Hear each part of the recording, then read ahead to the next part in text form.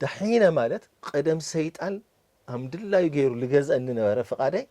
هزغن فقاداي لمن هي ولخو مالتي لكريستوس ስለዚህ بنا كريستوس فقادي يلقعاس مالتي ስለዚህ እዚ እንተለና ሰለስተ ነጥብታት አለው ስለመድኃንት ነው ወጋተለና አብ ሰለስተ ነጥብታት እዩ ለخفል ድሕና አይና ላ ደሐና አይና ለቅድሚት ቃ ግሎሪፊኬሽን ብሎ ለቅድሚት ቃ ከንድሐኒና እዩ ድሕና አይና አውቶማቲክ ተሐር ላ ደሐና ቃ ዕለት ብዕለት ላወሰኽና ንኸድ ማለት እዩ ድሕነትና ላጽናዕናዮ ላብ ክርስቶስ ላተጸጋዕና ንመጽ ማለት እዩ ምክንያቱም ከምጻን ቆል አይና ንቆጽር ከዚ ጎይታ ተቀበልተና በቃ ተስጋዊነት ኮ ገና ይለቀቀና ድሕና ለና ግን ተስጋዊነት ይለቀቀና እሱ ዕለት ብዕለት ድሕነትና ላፈጸምና ንጓዓስ አውዝ ማእኸል ምጥፋእ ንሄዶ ዳሕር ክላ አልኸል ይወም ጥፋአሎ መጨረሻ ኸ ጉያናትን ውድተለና ግሎሪፊኬሽን ይባል ጠቅሊልና ንድሕን ብድሕሪኡ ሕቶ ይብልናል ማለት እዩ ስለዚህ አብዛሓ ክርስቲያናት እዚና ንከተል እዚና እንትና ግን ለخرረሉ ማንዩ ካልቪን ለخرረሉ ምክንያት ግን ለቲአቶም ከብል ኢሉ ዳሕር አርሚን መጽኡ ኸ የለይ ኢሉ እዚ ነገራት አርሚዎ ማለት እዩ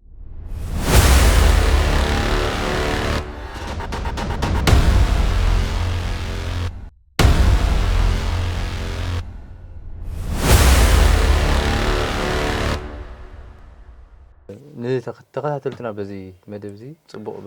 ቁም ነገር ናረኽብኩም ከም ትኾኑ ተስፋ ገብር ተኸታተልትና እዚ ተመሳሳሊ መደብ ክበጻሕኩም እቲ ሚድያና ሰብስክራይብ ሼር ላይክ ናገበርኩም ቤተሰብ ክትኾኑ ናብ ካሊእ እውን ክተባጽሑና እንደሊ ተመሳሳሊ ፕሮግራም ኣብ ቀጻሊ ምስ ካሊእ ርእሰ ጉዳይ እውን ክንመጽና ሕዚ ኣነ ከመይ ዝርድእ ዘለኹ ድሕነት ሓደ ግዜ ድሕና ኢና ብክርስቶስ ኢየሱስ ብምእማን ድሕና ኣለና ካብኡ ግን ናብራ እዩ ማለት እስካ ህይወትና ተጸንቂቑ ዝኸይድ ድማ ክርስቶስ ከዓ ዝመጽእ ኣብ ህይወት መስመር ምጽናዕ መጽሓፍ ቅዱስን እስካ መጨረሻ ጸንዐ ይድሕን ዝብል ኣብ መንጎስ ምምላስ ከም ዘሎ መጽሓፍ ቅዱስ ብዙሓት ጥቕስታት እዩ ዝዛረብ መጽሓፍ ቅዱስ ዘንብብ ሰብ እንትን እዩ ዝብልና ሕዚ እዚ አንጻር ወይ ድማ እዚ ከም ክርስቲያን ከም ኣመንቲ ክርስቲያን ወይ ድማ ካሊእ ዝሰምዐና ወገን እውን ኣማን ዘይኮነውን በቃ ሓደ ግዜ ድሕነ እየ ኢሎም ዝኣምንሞ ድሕሪ ናብ ሓጢያት ተመለሱስ ኣብ ሓጢያት ልምምድ ውስጥ ዝነብሩ ዓይነት ከምኡ ዓይነት ትምህርቲ እውን ኣሎ እዩ ዘይኣማን ጥራሕ ዝኾነስ ኣብቱ ኣማን ማሕበረሰብ እውን ከምኡ ኣለዎ እሞ እሳቶም እውን ካብ መጽሓፍ ቅዱስ እዮም ዝጠቕሱ ንኣብነት በቃ ድሕነ እየ እስካዕ መወዳእታ ድሕነ እየ ከምቲ ድሕነ ኢልካ እንድሕር ሓሲብካስ ስጋይ እምበር ስጋይ ሓጢያት ዝገብር እምበር መንፈሰይ እንትን ኣይኮነን ዝብል ትምህርቲ እውን ኣሎ ምናልባት ምስኦ ሕዚ ኣነ ከመይ ዝርድእ ዘለኹ ድሕነት ሓደ ግዜ ድሕና ኢና ብክርስቶስ ኢየሱስ ብምእማን ድሕና ኣለና ካብኡ ግን ናብራ እዩ ማለት እስካ ህይወትና ተጸንቂቑ ዝኸይድ ድማ ክርስቶስ ከዓ ዝመጽእ ኣብ ህይወት መስመር ምጽናዕ መጽሓፍ ቅዱስን እስካ መጨረሻ ጸንዐ ይድሕን ዝብል ኣብ መንጎስ ምምላስ ከም ዘሎ መጽሓፍ ቅዱስ ብዙሓት ጥቕስታት እዩ ዝዛረብ መጽሓፍ ቅዱስ ዘንብብ ሰብ እንትን እዩ ዝብልና ሕዚ እዚ አንጻር ወይ ድማ እዚ ከም ክርስቲያን ከም ኣመንቲ ክርስቲያን ወይ ድማ ካሊእ ዝሰምዐና ወገን እውን ኣማን ዘይኮነውን በቃ ሓደ ግዜ ድሕነ እየ ኢሎም ዝኣምንሞ ድሕሪ ናብ ሓጢያት ተመለሱስ ኣብ ሓጢያት ልምምድ ውስጥ ዝነብሩ ዓይነት ከምኡ ዓይነት ትምህርቲ እውን ኣሎ እዩ ዘይኣማን ጥራሕ ዝኾነስ ኣብቱ ኣማን ማሕበረሰብ እውን ከምኡ ኣለዎ እሞ እሳቶም እውን ካብ መጽሓፍ ቅዱስ እዮም ዝጠቕሱ ንኣብነት በቃ ድሕነ እየ እስካዕ መወዳእታ ድሕነ እየ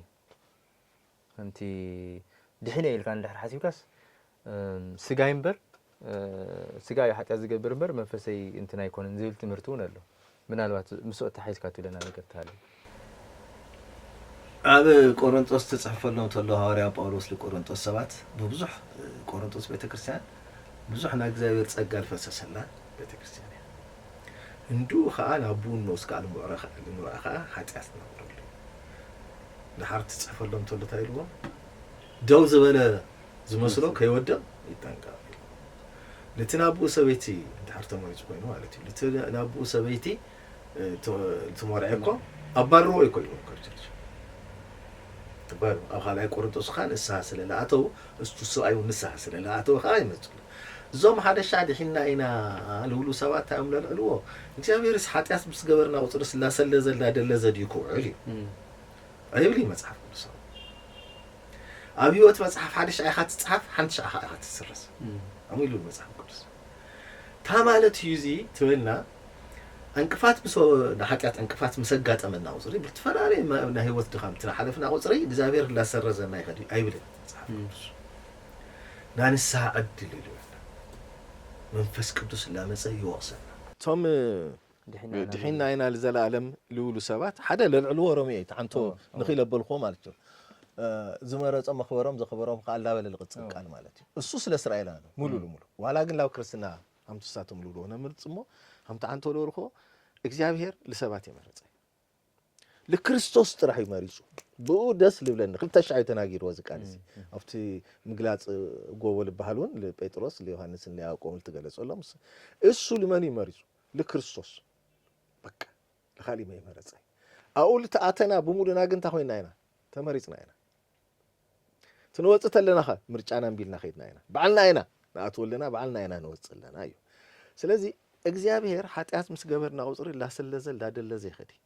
نحاتيات لممد جن بهلنات نجوروت لنا وانا سرحنات نجوروت لنا نامي ملاس عدلنا هم مثالي لبل بزح جزية تمخيرو دنقت كسبريو همز لبلنا تنسبرت لنا اشعيتو كايوت مزقون دمسسينا اب ابراويان عراف عصرت مثلني تننبوت لنا دغاغيمو بتعمل نغرنا تاريخ الله بتعم خريرو مالتيو مرارا سركاب تحت بقيلو كيچناوكم يبل بزح غزي ماي ستيا ستيا بلبلت دبلي نغرنا يو حارش انا كريستوس دم رغيصمو خيدوم يمو زوم همزي عينتات مملاس اي كالين يبلنا يمصحف قدس ازيوم تا مالتيو حاتيات لممد هيوتهم يغورو هو صني عم زنورو مال بقى لمثال حدا سو كسمع له بقراوا زي كالفانيزم لامن سبات ليهوداس بقى اسكا مጨረሻ አዩ ፍቂሩ ወፎቹ ማለት ደሂኑ ይሉ ማለት ነው አይሆነ ይሉ እንዲያውም መዝሙረ ዳዊት እኮ እንዴት ቢት ተነገሩ ይሆዳ ተረከ እንጀራ ምሳይል በላ ተረከ ዘብ አልዕል ይብል እንዲያውም እርግማን ነው ሰበይቱ ለኻሊት ኹን ደቁ ይበተኑ ለብር እርግማናት ነው ይሁዳ ሳም ልጠፍሰ ብሉ ኪዳኑን ተጽፉሉ ስለልሸጥ ጎይቱ ማለት ነው ለሙኻኑ በዓሉ ለቀተለ ሰብኸ መንግስት ሰማያት ቃቱ مقتلكو كفتم سيريس لخونه حتى ممكناتهم نفسنا مني انا اغزابير بيني بقى كوسداون لخيل اغزابيري كامطاون لخيل اغزابيري لزي يناسب دم يتفسس تويل الصحافه زي مسكينات التدحازي هونه يغن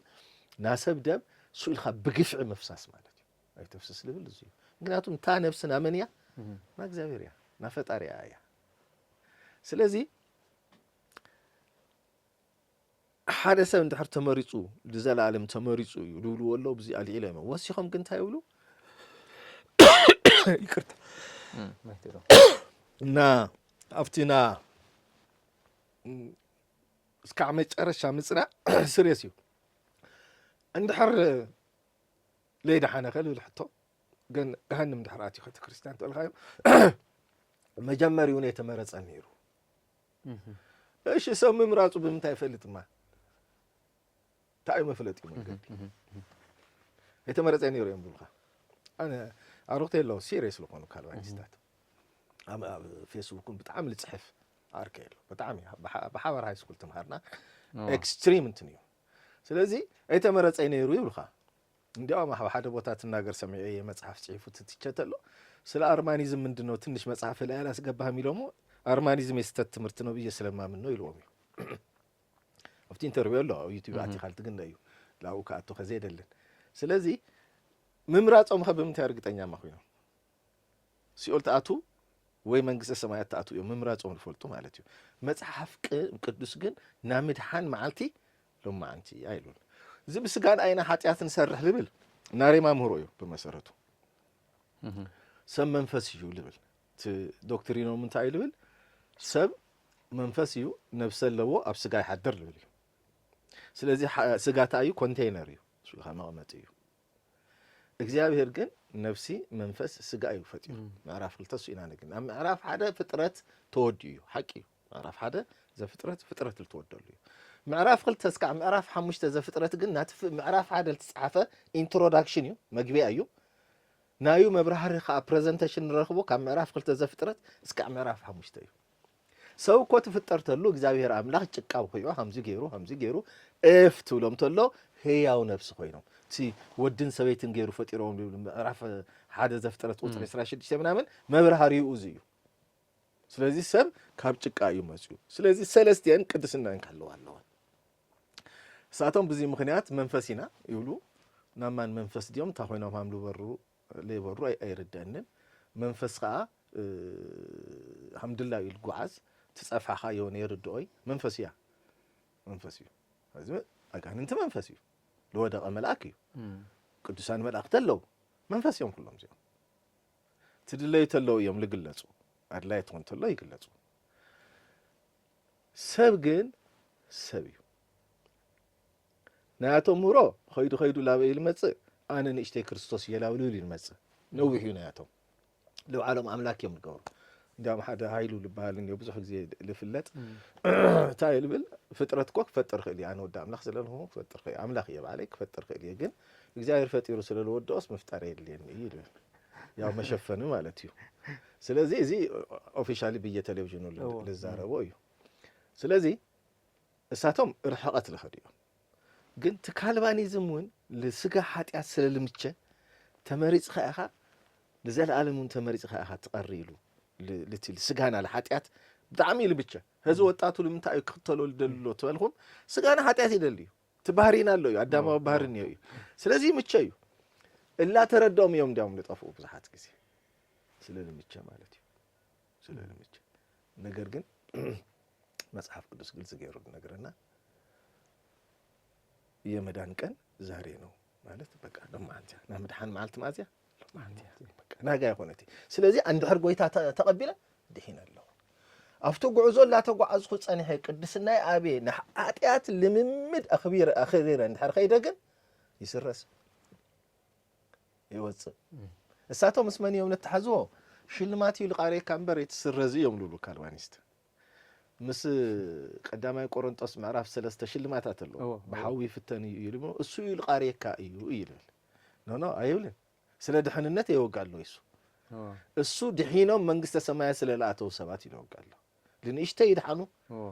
ቅድስና በዓቢ ተአክሊላት ሃሚሃም ተቀበል ለብራህርህም በር ምዕራፍ 3 ናሁልና ናአገልግሎት ስራሕና በሐዊ ይልፍተን ይልብለናሎም በር ስለ ድህንነት ምንም ርክብ ይውል መራኸውን ይውል ስለዚህ ብዙ ጊዜ ናስሐተት ምሁሮታት እንደህሪናዮም ለይኾን ጥቅሲ ለይራኸብ ታሪክም ጾም ስለደራኸው እስካው ፓስተር እዚኮ በብዙሕ መጽሐፍ ቅዱሳዊ ተምሳሌታት ክርስቶስ እንትምሃሮም እንትናት አለው ናብነት ክርስቶስ ትምህርተሉስ ጎይታ ዝብለኒ ሁሉ መንግስተ ሰማይ ዘአት ከምዚ ኾነ ግልጽ ይዛረብ በቶም ሓሙሽተ አያሹን ሓሙሽተ ለባማት ዘለው እዚ ከመይ እዮም ዝርድዎ ማለት አንታይ ጨንቀና ሓደ ጊዜ ሲ ተም መጽሐፍ ቅዱስ ተቀመጠ ቨርስ ወይ ድማ ቃል ንርድሉ ድዩ ዝሐዝስ እንታይ ትርጉሙ ትወጻ ወይስ አለ ዘይፈረደና ኮይኑ ታይብል እምነት አለዎም ሳቶም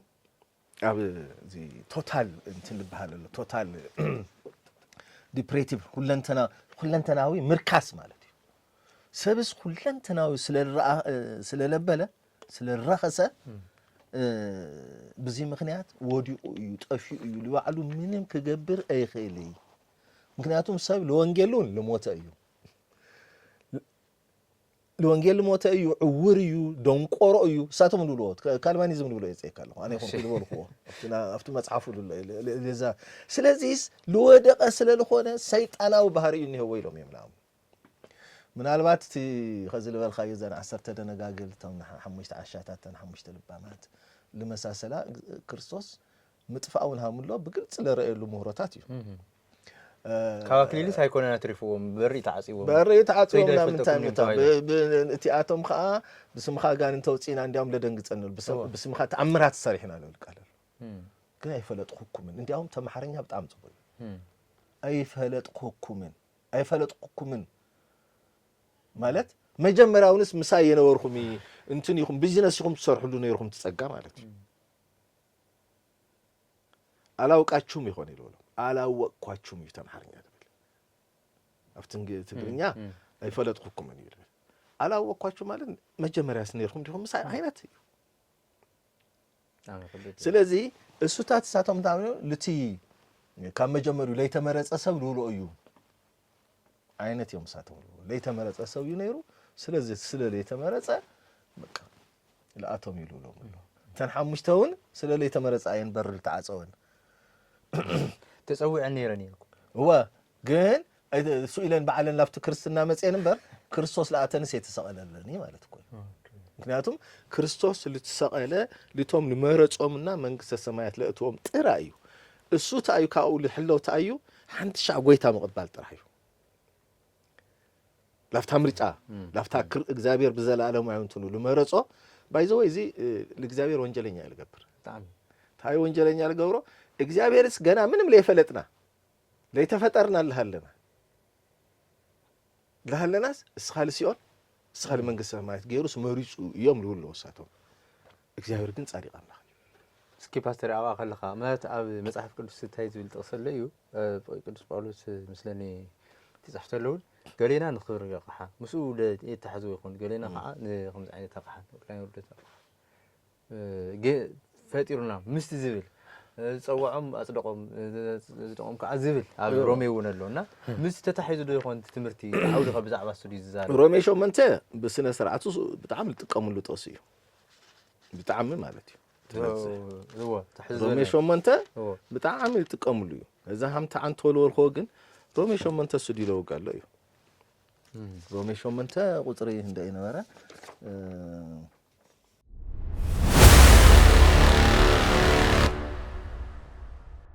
ዝመረጾ መጽደቆም ዘጽደቆም ከዓ ልብሉ ሐሳብ ማለት እዩ هو እግኔ ያንይኹ ቁጥሪ 29 ንሱ ንብዙሓት ኣሕዋት በኽሮም ምእንቲ ክኸውን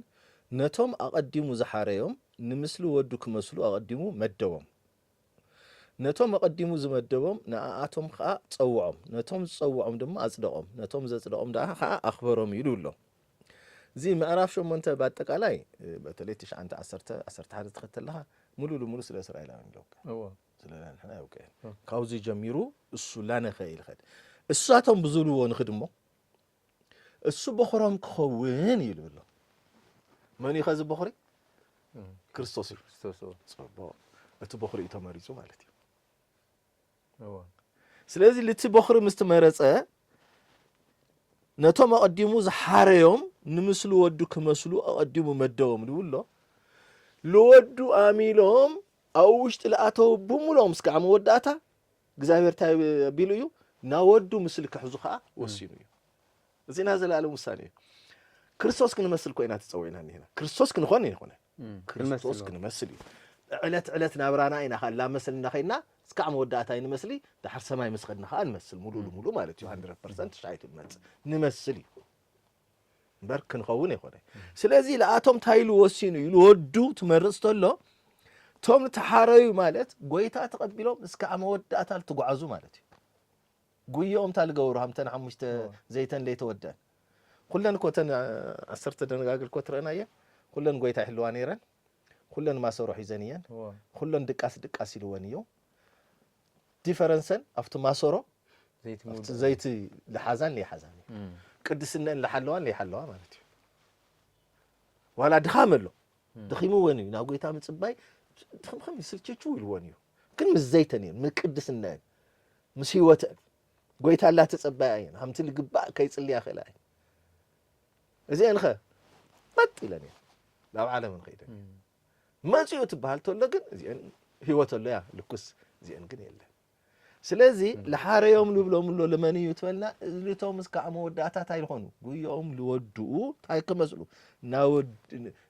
ናወዱ ምስል ከሕዙ አቀድሙ በዘላለም ወቀቱ ወሲኑ ወይስ ካው ለልዕሉ ወታዩ ጸልዩ ልብል እዩ ና ያዕቆብ ታሪክ ይምናል ኤሳውን ጠላው ለኢሳው ጸልኤ ለያዕቆብ አፎት ይልብል እዩ ለምኻኑ እግዚአብሔር ሰባት ፈልዩ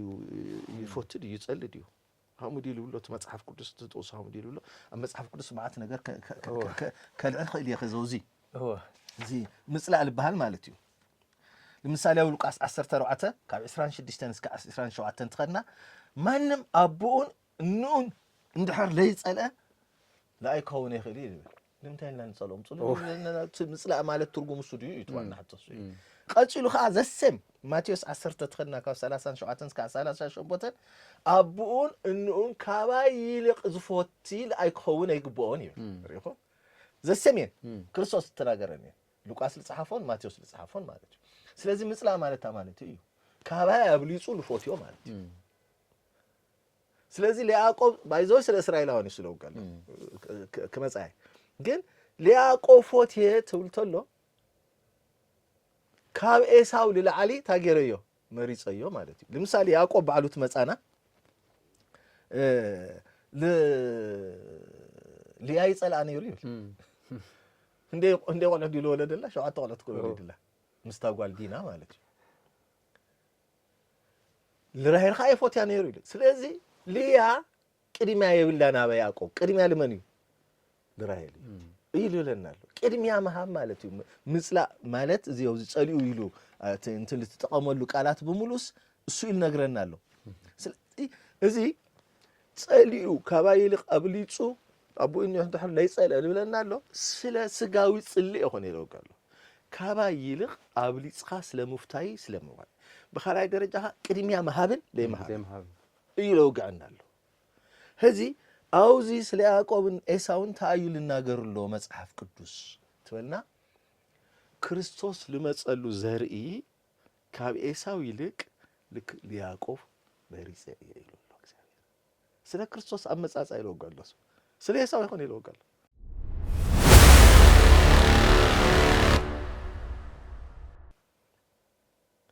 እንደሐር ጸልዩዎም ማ እግዚአብሔር ካብ ግብጽ ተወጹ ተለው ተኸዱ ተለው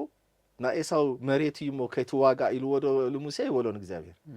እዚ ና አዶማያኒ እዩ ከይትነኸዮም ሓውኻ እዩ ይሉሎምሉ ስለ ምርጫ ጉዳይ ክርስቶስ ስለልመጸሉ ዘርኢ ጥራህ ይለውቃሉስ ና እስራኤላውያን ዘርኢ በሙሉ ትረና ና ያዕቆብ ዘርእዮም 10 ተፈልቲዮም ና ኤሳው ዘርኢ ሆነ ስለዚህ ክርስቶስ ክመጽል ለዎ ዘርኢ በያዕቆብ የቅድሚያ ሂበዮ ምክንያቱ ታዩ እሱ ይፈልጦ ነገር ግን አነ በሐሳብ ይልግምቶም ሓደ እሱ ኢልኻ ተራኻዮም ታሪኮም ተጽናወተልኻ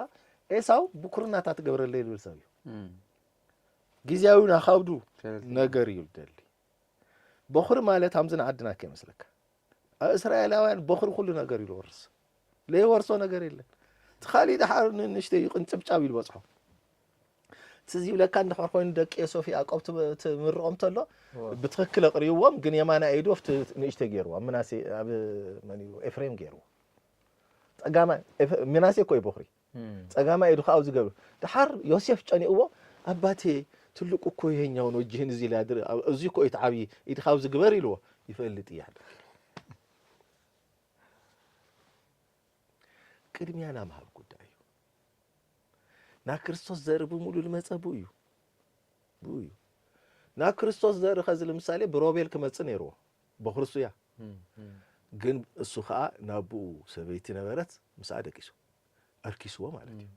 ስለዚህ ብኩርና ላመን መጽዩ ለይሁዳ መጽዩ ይኻ ግን ካብደቁ ይኸዝለ ስለዚህ ናቲ ዘር ምምጻ ሂስትርምበር مسخالي منم عينت ركب فتصيمو يولي لإساو سيمرص خوي ክርስቶስ بوغيرو كمصص امرص يعقوب ግን ድሕር ባህሪ ይርኻዮ አሁን ባጸን ኮይኑ ኻ ተረከዝ ይዙ ወይለቂ አኔ የብኹር ኮውን ልብልዩ ስለ ብኩርና ሲሪየስ ለሆነ አጀንዳ አለው በመጭብርባር ወዲው ወንበር ስለዚህ ልቦም ይልርሉ እግዚአብሔር ሁሉ ባይዘውና ማንንም ሰብ ፍጻሜ ጅማሬ ሆነ ፍጻሜ እግዚአብሔር በዘላለም ዕውቀቱ ይፈልጣል ዝክን ርስታ ይብልና አይወስነልና ይላው ዝኽድ ላፍት ኽዲሉ እንበር ምክንያቱም ለሙሴውን ተወለው አብ ቅድም ያኻና ህይወትና ሞትን መንገዲ አሚጣለሁ ምርጫ ግን አመኑ ምርጫ ሁሉ ሻና ባልና ስለዚህ ለኤሳው ቅድሚያ አይኻው ወይ ምክንያቱም ያዕቆብ ያበረከሰ ያዕቆብ ግን ዋጋ ከፊሉ ዲ ከፈለይ በመጭብርባሩ ከፊሉ ይዚ ከይነርስ እግዚአብሔር በኹር ገብሮ ነው ይሩ ስለ ግን እሱ በመጭብርባር ኸይዱ ለሐራም ታይና ነገር ነው ምስ ግብጽ መጽዩ ምስ ፈርዖን ተወጋተሎ እድሜ ካንደ ይሉ አይ እድሜ ከመቦታተ ይሆነት ይሉ ሐጻር خفوت خاونات كله تايلم صويو ኃጢአት ዘሪ ይዕጸር ማለት ምድሩ ስለዚህ እዚና ምርጫ ታሪክ እዩ ለውጉዕና ለው ሲሪየስ ለልዕልዋ እዚያ ያዕቆብን ወደድኩ ያዕቆብ ፎቴ ለኤሳው አጸሊ እየት ብል የልዕልዋይ እሳ ግን ስለ እስራኤል ዘሪ ክርስቶስ ስለ ልመጸሉ ዘር እንበር መንግስተ ሰማያት ስለ ምእታውን ስለ ለይ ምእታውን ምንም ርክብ ይውል በክርስቶስ ስለ ምምራጽን ስለ ለይ ምምራጽን አይ ነገርና በፍጹም ምልክቱ ነው ይበልና ጸሊኤ ልብል ቃል ትርጉሙ ሪና የለና ቅድሚያ ይሄ ሆን ማለት ነው ጽፎ እዚ ከምዚ እንተሎ በቲ ሓደ ገጽ ድማ ንምጻ እቲ ሓደ ገጽ ድማ እንታይ ኣሎ ኣብ ያዕቆብ መስለን ያዕቆብ መልእክቲ ተጻሕፍተሎ እምነት ምስራሕ እውን ይጋኒ በቲ ሓደ ሸነኽ ከኣታ እዩ እምነት ብዘይ ስራሕ ዋጋ ይብላ ስለዚህ እምነት ኣሎ ግን ብስራሕ ክድገፍ ይኽእል ክትጸድቕ ትኾንካ ዝብል ትምህርቲ ኣሎ ቱ ዓውዲ ስቱድዩ ዝዛረብ ተለማ ከም ኣመንቲ ክርስቲያን ንምንታይ ኢና ስራሕ ክንጸድቕ ድዩ ወይስ ኣብ ስራሕ ኣብ ተግባር ኣብ ግብሪ ዘለና እንታይ እዩ በተለይ ኣብቲ እዚ ኣመንቲ ኣሕዋትና ድማ ስፍሕ ዝበለ እዩ ርድኢትና እንታይ እዩ ዝብለና ዘሎ ያዕቆብ ሐዋርያው ያዕቆብ ልለና ኣሎ እምነትስ ኣብ ኣየር ልሎ ይኾነ ይብለና ኣሎ ኣነ የኣምን የሰባት ክፍወሱ እንድሕሪና ሰባት ብተግባር ታክኾነሎ ክፍወሰሎ እምነተይ ኮይ ልግለጽሎ ኣነ እዚ ገብርየ መንፈስ ቅዱስ እዚ ልን የኣምን የትብል ተለኹ ትልበልኽዎ ነገር ብተግባር ክግለጽሎ እሱ ይለውቀሎ እምነትኻ ኢልኻ ቲዮሪ ትግበሮ ኢልኻ ኣብ ኣየር ልሎ ይትግበሮ ለምሳሌ ኃጢአት እዩ ኢለ ኣምን እንድሕር ኢለ በቃ ላብ ኃጢአት የትኽድ ማለት እዩ ብተግባር ግለጾ ኃጢአት የትግበር እሱ ይለውቀና ኣሎ እምበር ስራሕ ጽድቕ ይበለይ ትተኣምኖ ነገር ግን ኣብ ኣየር ልሎ ይኾነ ብተግባር ሪአኒ መዘምራን የመዝሙር ዘማሪ እንድሕር ኢለ መዝሙር ጽሒፍካ ሪአኒ ብተግባር ጽሓፎ ናሰባት ለኣረኻ ሰይትዘምር ናሰባት ምእራይ ምዝማር ኃጢአት እዩ ይብልኩን ንዝምር ኢና ብኣምልኹ ኣነ እውን ይዝምር እየ ኣነ ኸዚ ንሕብረት ዘማሪ ኮይና ብዙሕ ዓመት ተቐሚጠ የለ ነዊሕ ዓመታት ዘሚረ እየ ሓንቲ መዝሙር ግን ጽሒፈ ይፈልጥ መዘምራን እየ ሶሎዊስት ግን ይኹን ንሕብረት ዘማሪ እየ ብሕብረት ኮይና ሓዲኡ ይጽሕፍ ብልተዋወ ጸጋ ካልኦት ሓዲኡ ዜማ እውን ከውፅእ ክእል እዩ ሓቢርና ከዓ ድምፂ ልለና ሰባት ሓቢርና ንዝምር ኣነ ሶሎዊስት እየ እንድሕር ኢለ ግን መዝሙር ክጽሕፍ ኣለና ሃምኒ ደረጃ ከበደ ሃምኒ ፓስተር ተስፋዬ ጋቢሶ ላልና ማለት ሃምኒ ዳንኤል ላልና ክንጽሕፍ ኣለና ኣርኤኒ ብተግባር ሲሉ ለና ኣሎ ተግባራዊ ኣነ ብጸሎት ኣምን እየ እንድሕር ኢልካ ኣርኤኒ ላጸለኻ ኣነ ለጋሲ ብልግስና ከገልግል እግዚአብሔር ጸዊዕኒ እዩ እንድሕር ኢለ እምነትካስ እንድሕር ኮይኑ እሙሃብ ልልውሃቦም እቶም ልጠመዩ ሰባት ያዕቆብ ሲሉ ነገረና እምበር ስራሕስ የጽድቕ እዩ ልብል ኣይነገረና ግን እምነትና ብስራሕ እንታይ ክኾነ ኣለዎ ክግለጽ ኣለዎ እምነት ያዕቆብ ሲሪየስ እዩ በቃ እምነትስ ክርስትናስ ብተግባር ልትርጎም እዩ ይብለና ኣሎ ብሓጺሩ ጥቕልል ተብሎ ተለኻ ምልሓስ ካለ ቀዲምኩም ማዓት ነገር ወቂዕና እዩ ምልሓስ ካለ ክቁጠብ ኣለዎ ዓይንኻ ክቁጠብ ብተግባር ማለት እዩ ኣተሓሳስባኻ ክፍወስ ኣለዎ እምነትኻስ ብተግባር ሪአኒ ተግባራዊ ግበሮ ከንቶ ይትግበሮ ክርስቶስ ኢየሱስ ለደቀ መዛሙርቱ ልበሎም ብሙሉ ብተግባር አሪዎ ኣንሕናውን እንዱ እኳ ተለገበርና ነርኢ ብተግባር ነርኢ ይሉረናል ባይዘወይ ብዙ ኦርቶዶክስ ኣሕዋትና ብጣዕሚ ይንወልጹና ኣነ ብጣዕሚ ልትሰምዐና ሓደ ሻዕ ካብ ደስ የመጽእ ነይረ ኣብዚሞ ዝኾነ በዓል ኣለዎ ጊሸን ማርያም ኦር ምናምን ዓሚል ክበር በዓል ኣረጓጉቲ ዓበይቲ ጾር ጸይሮም ሊፍት እኳ ታሃብኻዮም ኣይሳፈሩ እምነቶም ብተግባር ልምግላጽ ልኸድዎ መንገዲ ፍርቆም ጫማ ይብሎም ኣሻዓይቱ ጋቢና ነይረ ከፊለ ለመጀመሪያ ጊዜ ልበይ ተነፈዩ ናይ እምነት ክፍትሾ ጀሚረ በቃ ትለኣመኑሉ እሱ እዩ أنا الدلو خوسي تلأمنوا له ترى حجري خيد اللي نلاو يلوم لأمنوا له بتكباري كده بقى يا قوسي له تيورين هون نحن عن نشتي صبوا هون تكلها تقول خاكو همزة أكبر رتته هلا أنا كوا حنا يجبروا لي بقى همزة عينة تنتهي اللي جور هو مويت قلنا له أكدنا خدوا هم زعينة جبريو زي فتنا كأتو يسا تاينا إيفل عين اليوم دو ناقان تعين اليوم دو تاخوينا بلوري إنه الفتنو بقى أولوس قنت هايبل للسنة خلون دحر خوينا حاوي إسرائيلاوي هم إثيوبيان بتعامي يوم سكار والله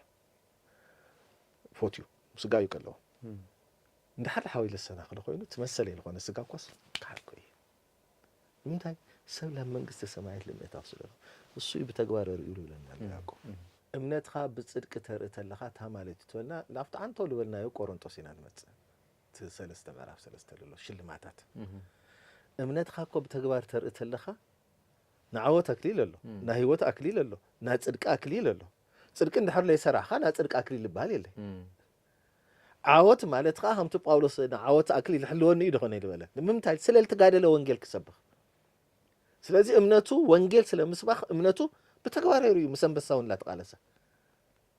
እሱ ኮል ነገርናለሁ ለምንታይ ተቀመና እዩ ለሽልማቱን በጣም ተቀመና አብሰማይ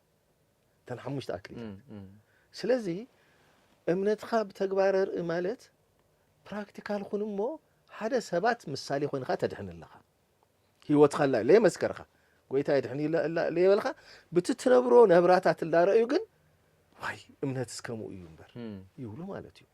تسحبهم لها تمسكر لها ما نتبغى نقول خلايخا ناقزاير تصدق تر لها سارسايخا أفتموت تاخا أكليلات كابتهم لشلهم وتخونيخا حدا قدي باولوس مس قواي تحزون هو انتني له مس قواي تحزون مس نحرشا سرح جبارون يتحزون مس وتادرون يتحزون مس وتادرون جبار يتحزون مس قويا قطر ليتي كويوم لا قوي زون كله قوي وكله منامنات لشلهم لوكو أنا في فيدريشن نيرة يعني إيش تي أماتر خويني صريح إيه نا صريح عمري إيه أنا كوشة جاه نيرة هذا ما قبل صلوا أنا قر هذا تاي ترينينجي دمد خيدس زللي لما درقام يا فوتي سلازي خلص لي خالقي اندحر بتجوارس يترأهون مالتي أفتلي من مدي الله خوي effective كخوني خيل نفتي جواتاتي 10 دقيقة 15 دقيقة طبخ جوات خيليه بدحر يقول يلا خون لمن مدي الله تنفاش الله كام مصت تنفاش حق نايت صوتها كعزي حلقه ምንም ትርጉም ይብልካ አነ ተዚህ ብለን ሊባቡር ለክን ጫዋትና ወረዳ ጫዋታ ነይሩስ ለክን ማማቅ ክን ኸዲናስ ደሐር ክንሽነፍ ስለልደለይና ትናይና ሐያል ቡድን ነይሩ ክንሽነፍ ደለዩምናስ አይ ገና ነው ከአንድ 45 ደቂቃ አላችሁ ጊዜ ለውና በዓላማ ማለት ነው ዕጥቅናት አጥቅናይና ሶና ከፊልና ነና ደሐርስ ደሐር 10 ደቂቃስ ዳኛ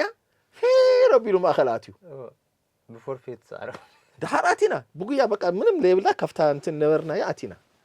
نعم جمرة 15 20 دقيقة اللي تجاوتنا جاوتها لبنا تقاطع بتنفاش يوصلنا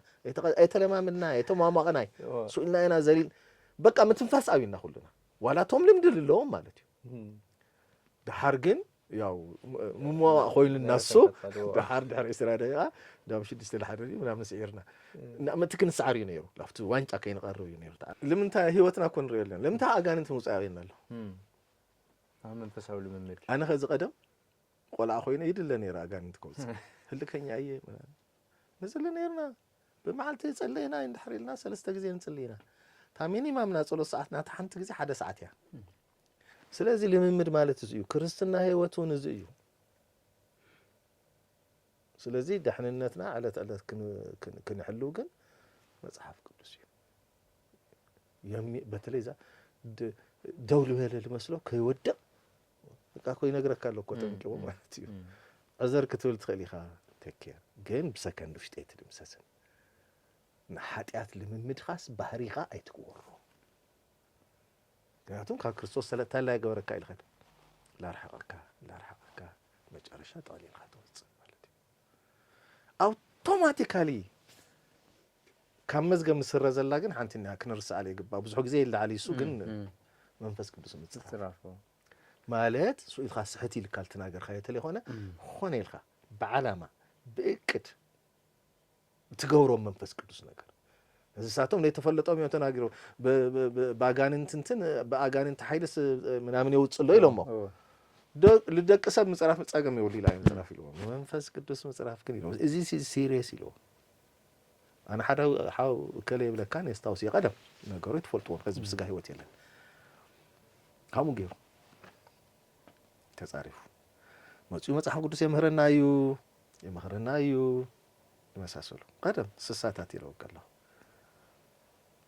በሐርና አንዱ ላው ጎይታ ተልናዩ አነማ ከመለሰ ይኸለን ምክንያቱስ መንፈስ ቅዱስ ተጻሪፉ ፈልጥሎ ክርስቲያናት ክሪ ላብለ ይخوት ቦታ ይኸድ ባከር ኮይ ሌሎ ኮይ ግን በቃ ስለዚህ ሳህ አደገኛ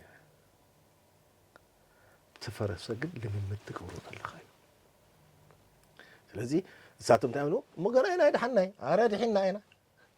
ማንም እሳ ከነኸረራለና አውቶማቲክ ዩ ምድሓን ድሕንነትና ምሕላው ኸኣ ኻልዩ ቀዳማይ ክፍሊ ኣትየለኹ ለትምህርቲ همت دحنة الحروسينا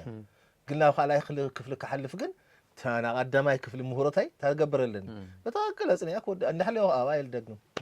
دحار دقيمة جنت تمرتبيت لم تمرتبيت الجب سلستش عند حرودي كم مثلاً لبارر رشيء الله يوم ما مرت تنور هون دحار تبارر لا خالي تمرتبيت لنا عند تخل